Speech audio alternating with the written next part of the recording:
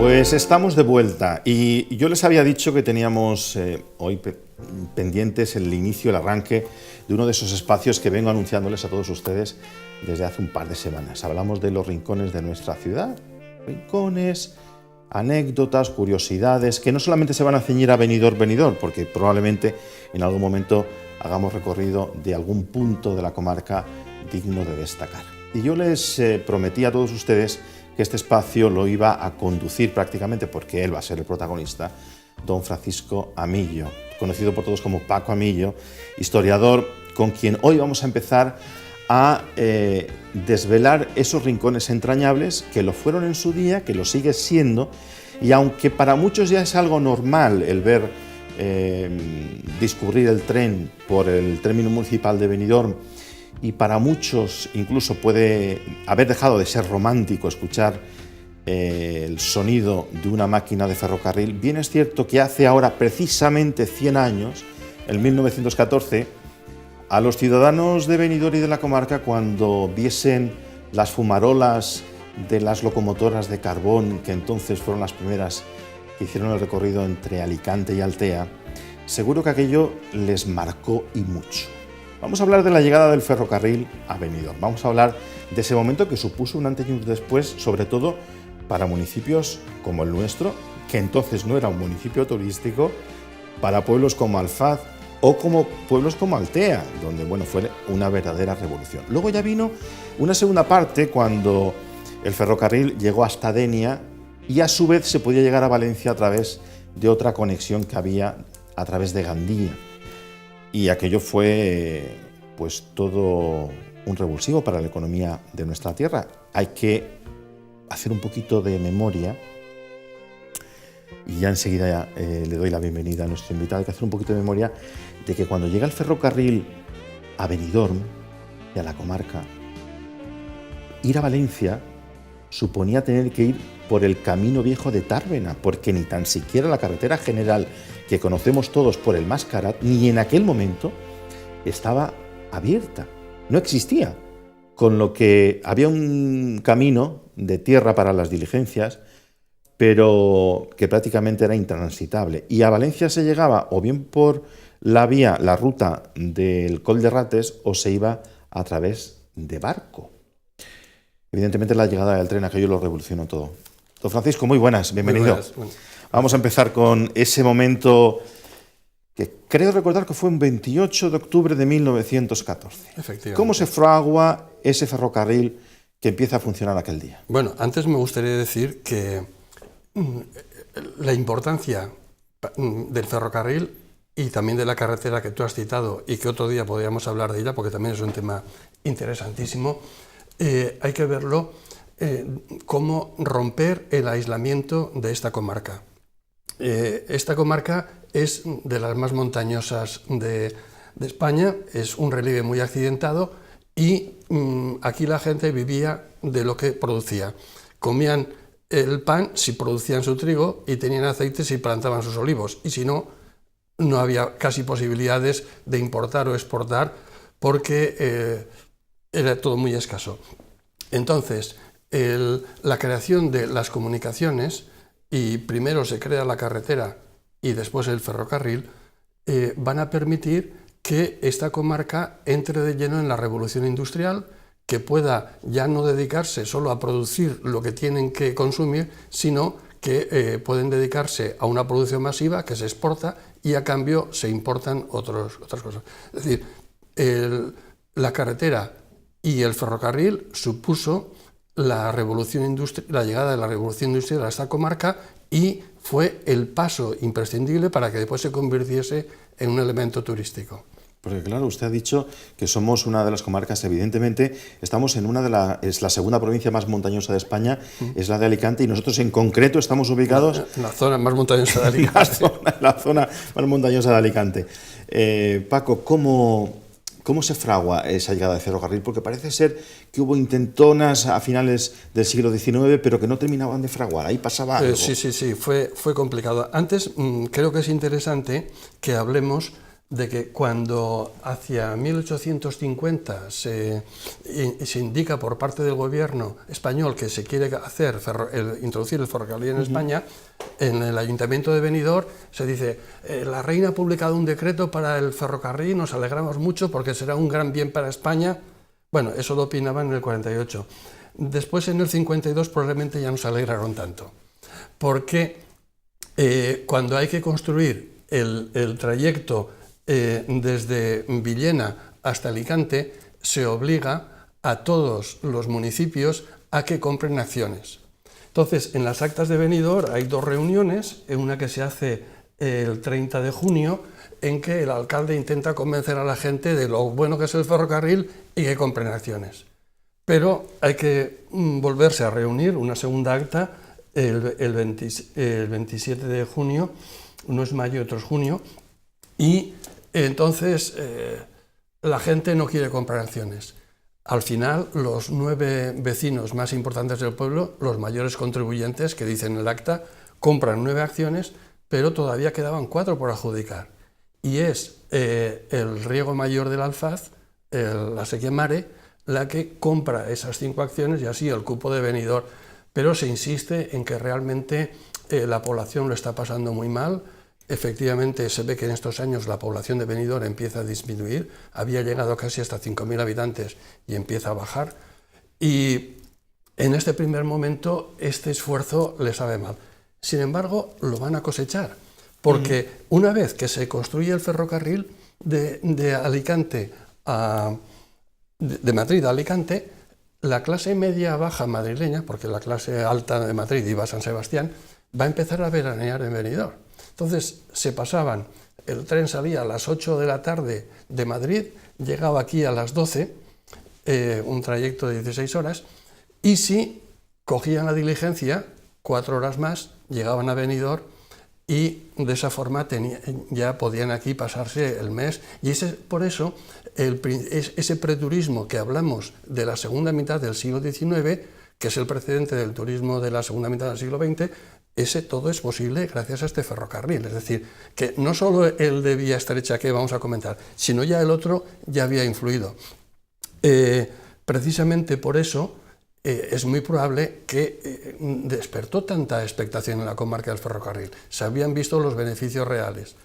Bueno, pues efectivamente el ferrocarril va a tener yo lo he titulado un nacimiento largo y dificultoso, porque hay una primera empresa, el Ferrocarril de Alicante a la Marina S.A., que intenta construirlo, y en un primer momento se pensaba un ferrocarril de vía ancha que enlazaría Murcia, Alicante, Denia, Valencia, y tendríamos el famoso corredor mediterráneo ya proyectado en el siglo XIX.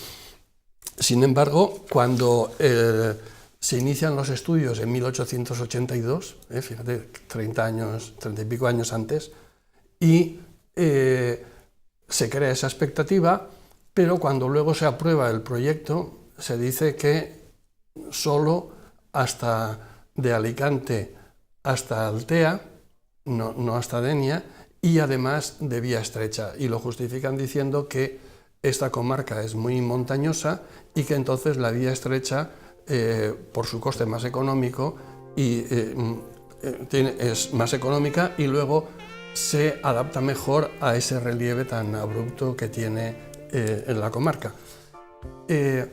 Esta compañía fracasa,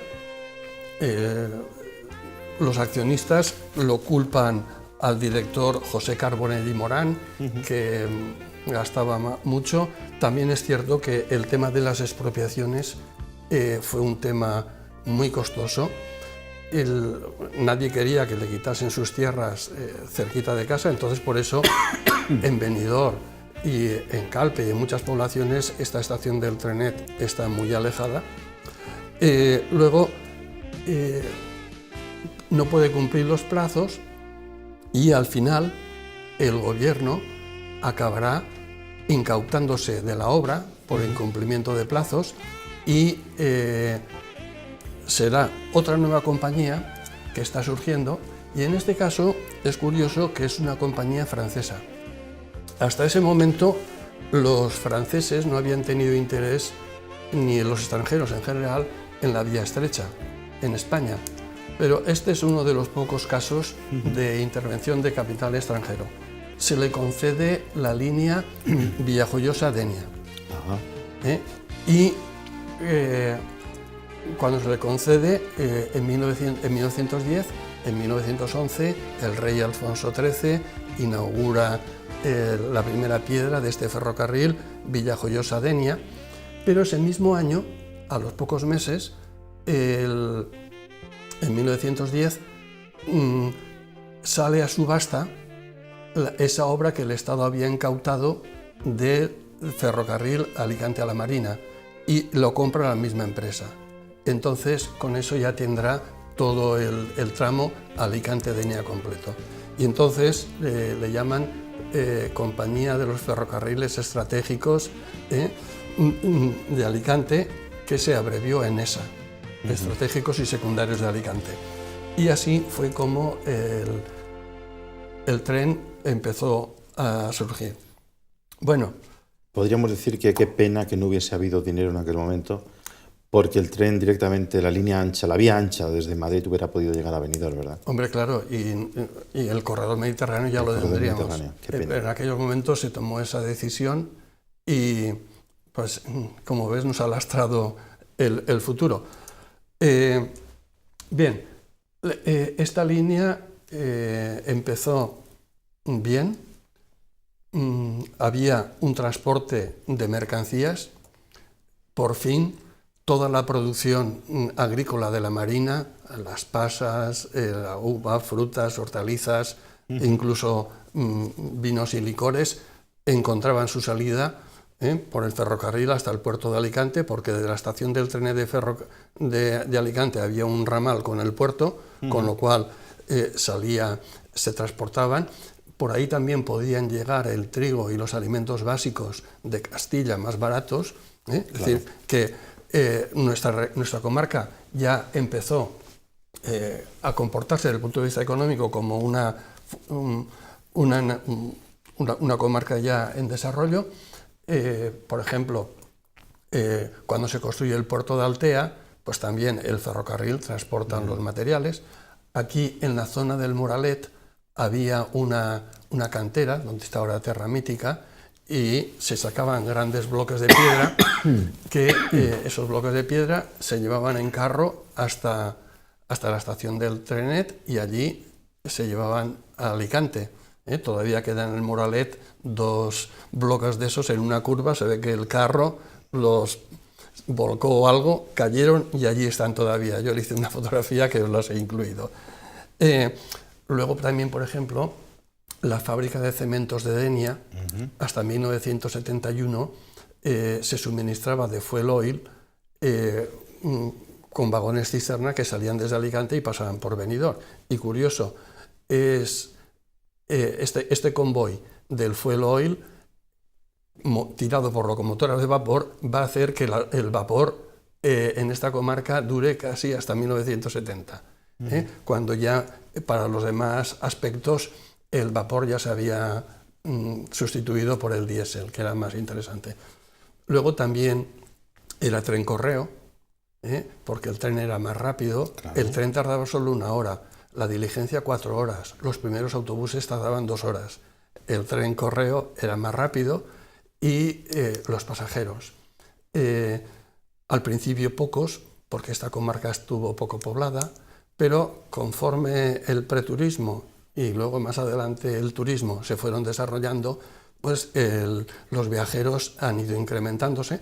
Por eso desde el cierre de la cementera de Denia solo se transporta exclusivamente personas, y con un crecimiento continuo que explican que otros ferrocarriles de vía estrecha de esta comarca hayan desaparecido y en cambio el Trenet pues, ha cumplido 100 años.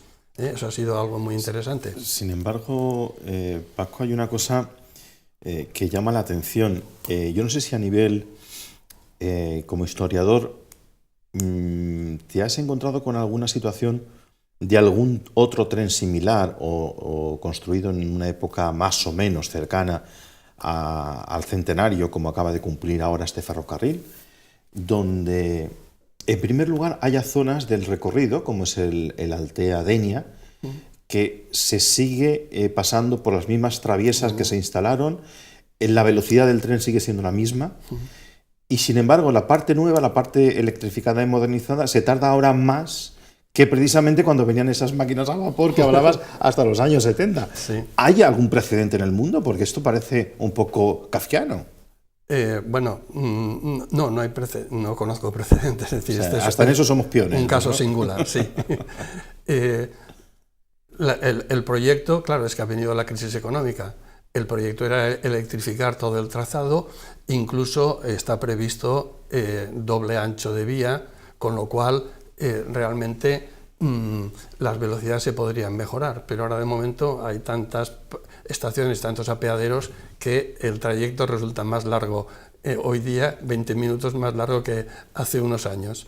Pero hablamos, claro, cuando se habla de crisis, dices, pero oye, que la crisis llevamos 7, 8 o 10 años, pero es que este tren lleva 100 años funcionando. Sí, o sea, de inversiones... Realmente, es que claro, esta empresa en un primer momento es una empresa privada,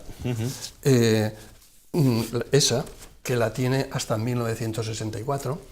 En ese año 64 pasa a ser propiedad del Estado y con el nombre de FEVE, Ferrocarriles de Vía Estrecha, va a estar 22 años, hasta 1986. Aquí se hace muy poca inversión, la verdad. Es el cambio de locomotoras diésel y poco más.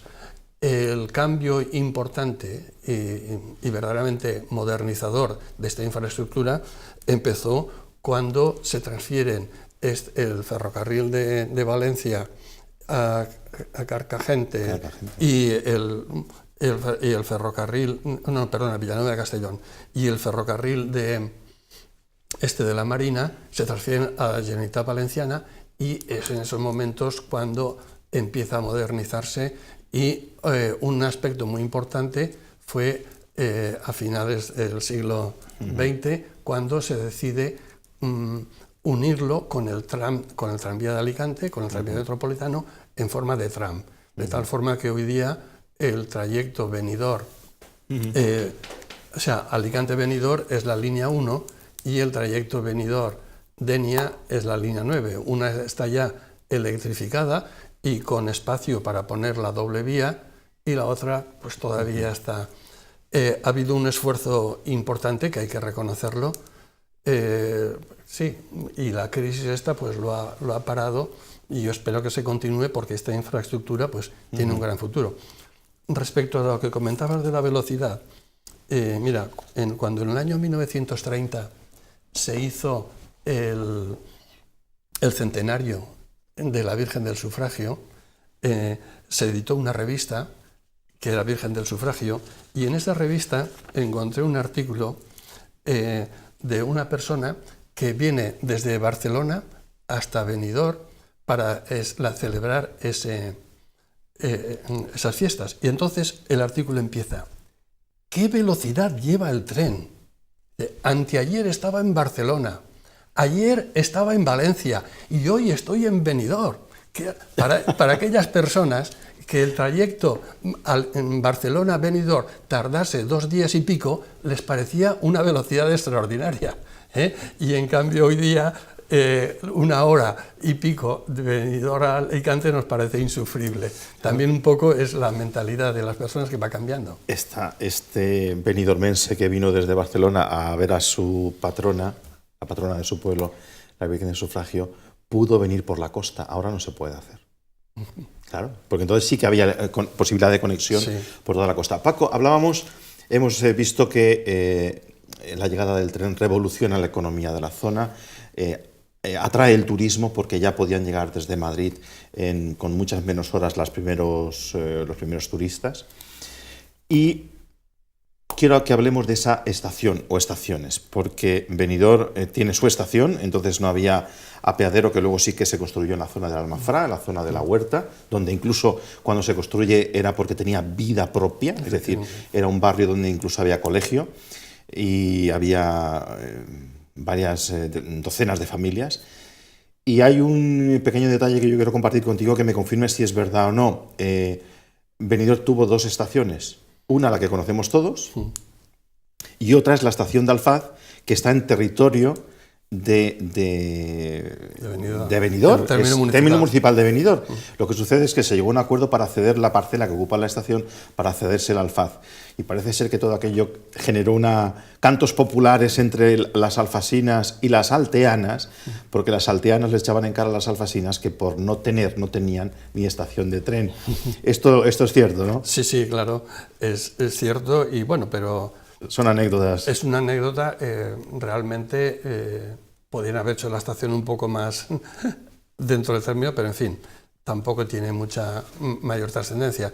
Realmente ha sido, mientras ha funcionado, la estación del Alfaz, y el pueblo ese pues ha tenido ahí un servicio como lo tuvo toda la comarca. ¿No? Y que además jugó un papel muy importante, porque no hemos hablado del fenómeno del limón express, ¿no? No, podríamos hablar de él, sí. Cuando surge, hubo un momento en el que el talud que justo a la salida de la estación dirección Altea, que ahora se acaba de renovar, aquí muy cerquita de la televisión, en los años 70 se tambaleaba por unas lluvias torrenciales que hubo, creo que fue en el 71-72, la estación de Alfaz sirvió para el cambio. Los turistas que utilizaban el limón iban hasta la estación de Alfaz, ahí aparcaba el tren y de ahí partía hacia Gata de Gorgos-Denia, que era donde su destino diario. Sí. O sea que la estación de Alfaz también ha cumplido su misión. Sí, sí, todos, claro. Bueno, como ves, este tema se da para mucho, madre mía, claro que sí. Me habías preguntado por la estación de Benidorm. Bueno, el hecho de que estuviese muy lejana, tenemos una foto del año 1938, en plena guerra civil, entonces se ve el casco urbano de Benidorm y marcado con un círculo amarillo la estación, y realmente se ve que estaba lejísimos. Todo eran campos de cultivo. Entonces había un servicio, en un primer momento era un coche de caballos que paraba en la Plaza del Torrecho y recogía a la gente que quería ir a la estación, bien para viajar o bien para esperar a sus familiares, porque entonces el tren, como tú has indicado al principio, pues jugaba una vida muy importante en la vida de la gente del pueblo. Ir a esperar a la estación a un familiar que hacía muchos años que no se les veía, pues era todo un acontecimiento. Bueno, y también el trayecto inverso, es decir, los viajeros que habían bajado en el tren venían hasta el pueblo en este sistema de locomoción. Luego, más adelante, ya cuando vino el turismo, pues ya se instalaron los primeros autobuses. Juan Alcaraz instala un trayecto, una línea que iba del Rincón de Lois, del centro, hasta la estación, porque realmente en aquella época era lejísimos. Eso es una de las consecuencias que hemos comentado de esas expropiaciones y de esa falta de rentabilidad que tuvo el Trenet, que fue rentable hasta 1927, más o menos. A partir de esa fecha, los gastos superan a los ingresos y entra en una crisis continuada hasta que, como hemos indicado, en 1964 el Estado pasa a propiedad estatal, porque realmente para una empresa privada ya no era rentable tanto déficit. Es que en los últimos años los gastos duplicaban los ingresos. Quizás porque ya teníamos la carretera general asfaltada, ¿no? Efectivamente. La carretera se construye en 1868, pero los túneles del Mascarat son un poquito más tarde, pero realmente, como era una carretera de tierra, de piedra machacada, el macadam, realmente no era muy fiable. Es cuando, a partir de los años 30, se asfalta la carretera, cuando realmente la carretera empieza a ser un competidor. En realidad, en Europa ese fenómeno había empezado antes, empieza hacia 1920, Aquí nos llega un poquito más tarde, pero también llega. El camión para el transporte de mercancías y el autobús para el transporte de personas suponen una competencia muy fuerte. Como este ferrocarril se había retrasado 30 años, pues perdió esos 30 años de rentabilidad. Es decir, las inversiones hubiesen sido rentables si hubiesen tenido un periodo de amortización más largo.